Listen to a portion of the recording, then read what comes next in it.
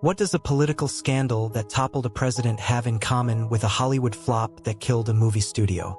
They are both stories of catastrophic miscalculation, where ambition and ideology crashed into reality.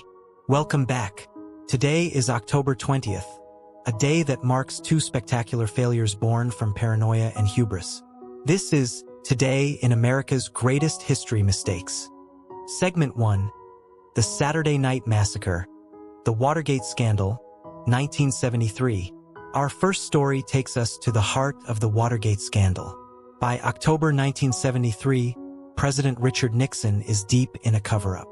The scandal is closing in, and a special prosecutor, Archibald Cox, is demanding the secret White House tapes.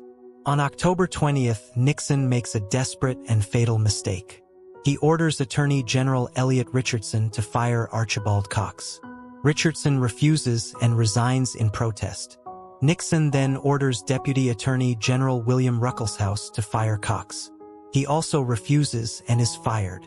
Finally, the order reaches Solicitor General Robert Bork, who is acting Attorney General, carries out the order. This event becomes known as the Saturday Night Massacre. The mistake was a catastrophic miscalculation of public perception. Nixon thought firing Cox would end the investigation. Instead, it created a firestorm of public outrage. It was a blatant attack on the rule of law and the system of checks and balances. This single act on October 20th destroyed what was left of Nixon's political credibility and directly led to the introduction of impeachment proceedings, forcing his resignation 10 months later. A mistake of political power that destroyed a presidency. But our next October 20th mistake is one of creative power and unchecked ego that nearly destroyed a Hollywood studio. Segment 2. The movie that broke a studio. Reds, premiere, 1981. October 20th, 1981, marks the limited premiere of one of the most ambitious films ever made, Reds. Directed by and starring Warren Beatty, it was a 3-hour, 15-minute epic about the American communist journalist John Reed. The film was a passion project for Beatty, but it was a monumental financial gamble for Paramount Pictures. The budget ballooned to over $35 million, a staggering amount for 1981, equivalent to over $120 million today. The mistake wasn't making the film.